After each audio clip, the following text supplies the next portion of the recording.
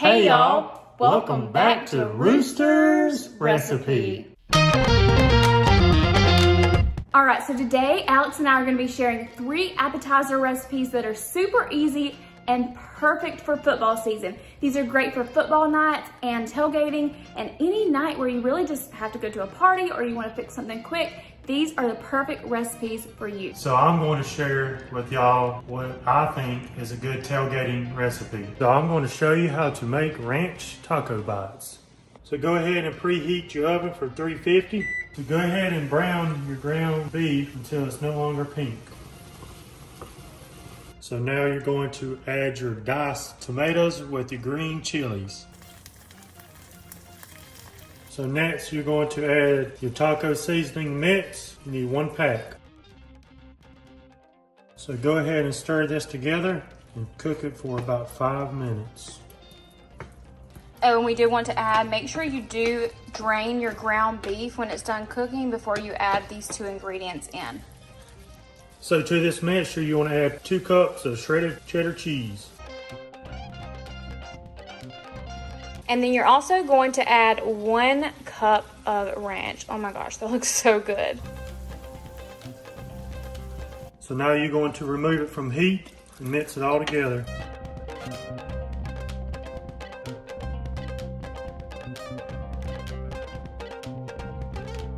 All right, so now that the mixture is done, you're gonna grab some phyllo shells. I'm not sure if I'm saying that right or not, but you're gonna need, for this specific recipe, you're gonna need 5 of these boxes. I could not find these at Walmart. I could only find them at Ingles, so check somewhere like Publix or something, and they are near the puff pastries. All right, so here is your mixture once it's done. It's gonna go in your tart shells. It looks so delicious. This is what they look like. I'm a little bit scared. They are tiny, but I think we can do this. All right, so grab a baking sheet. We hope this one is big enough, and start filling your tart shells like Alex is doing, and then we will stick them in the oven. All right, so that first one Alex made is a monster. I told him it's gonna overflow in the oven, but these are about how full I would fill them, but we shall see whenever he gets done. This one's about a medium. I cannot wait.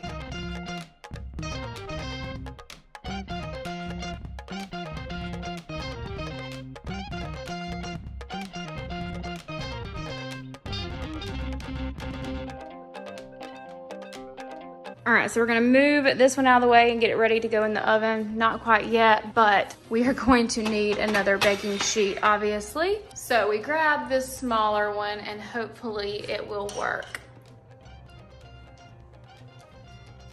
All right, make sure your oven is preheated to 350, and we are going to bake these in the oven for around 7 to 8 minutes.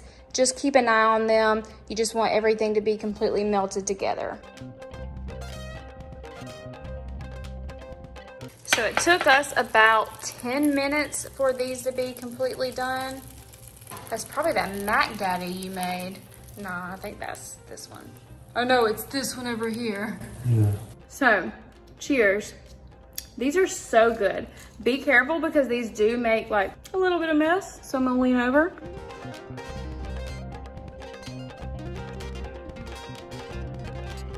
Babe, these are so good. Here they are. Good job. Nice job. He always does good with picking the recipes, I tell you.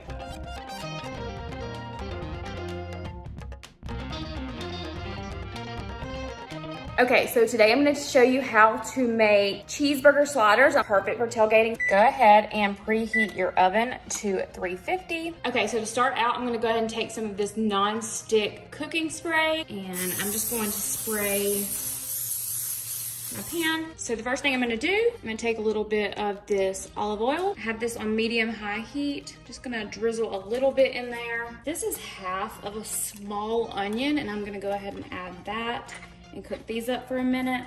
And I'm just adding these onions to give it a little bit of flavor. And then while my onions are cooking just a little bit, I'm not gonna let them cook all the way. I'm gonna go ahead and add in this ground beef, and this is just 1 pound. All right, once you've let your onions soften just a little bit, go ahead and add in your 1 pound of ground beef. and just start kind of separating it. This tool, I will be honest with you, I got this tool from Walmart. I'll link it below. It works a lot better when the ground beef is more cooked. So I like to use it more towards the end. So I'm gonna sprinkle just a tad bit of salt. I'm gonna add some pepper. And everything I'm using in this recipe, you can order from Walmart grocery pickup and you don't even have to go into the store. Then I'm going to sprinkle a little bit of garlic powder on here just because I love garlic on everything. I'm gonna measure with love, of course. Lots of love. Okay, so we will drain out this grease, but like I was showing you earlier, this tool works a lot better once the ground beef is already cooked up a little bit. And then I'm gonna add just like a dollop of mayonnaise in there. You don't have to add it, but I highly recommend adding it. I really don't even like mayo, but for this recipe, you can't even tell it's in there and it makes it absolutely delicious. And make sure you are completely removed from the heat for this step. No heat is needed. All right, so I'm really excited. King's Hawaiian came out with these new slider buns. I usually use just the regular King's Hawaiian rolls, but I'm excited to try these out. Y'all, I'm so excited because these are already like pre-cut apart. Perfect.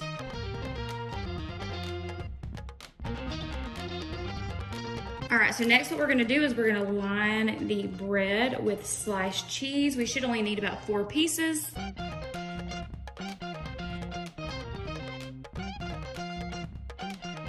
All right, so now that I have that easy step done, I'm going to go over and get my ground beef. And we are going to add it to the top of our slider buns. And we're gonna try to even this out as much as we possibly can. Okay, you might be thinking more cheese. Yes, we're gonna add enough of this shredded sharp cheddar cheese to cover the ground beef.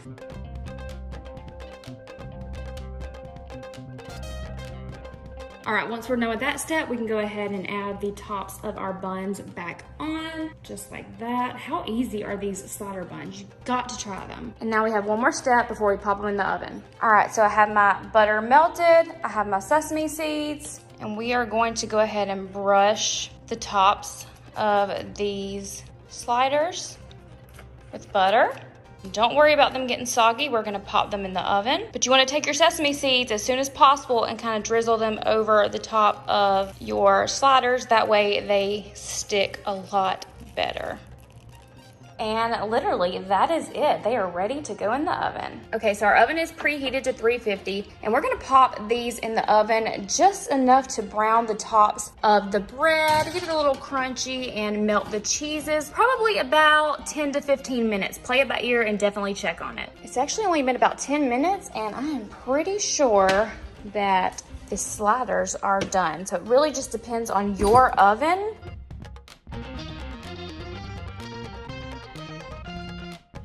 Okay, so for the crock pot caramel dip, of course you're going to need a crock pot. This one I'm using is 3 quarts. First, you are going to need 1 bag of caramel bits, unwrapped. Go ahead and empty these into your crock pot.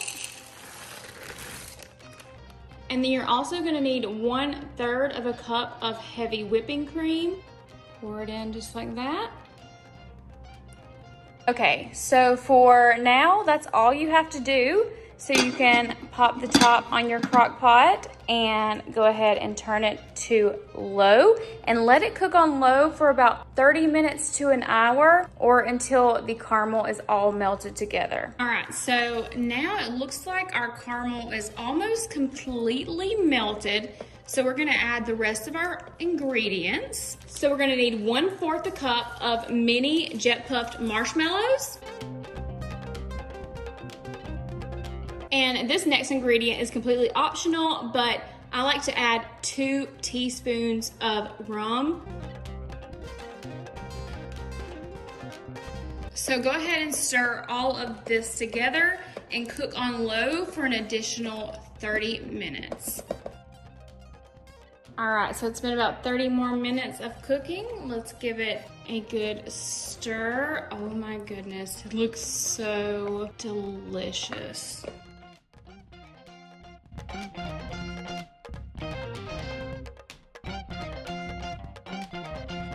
If you like trying new recipes, subscribe to our channel. Until next time, bye.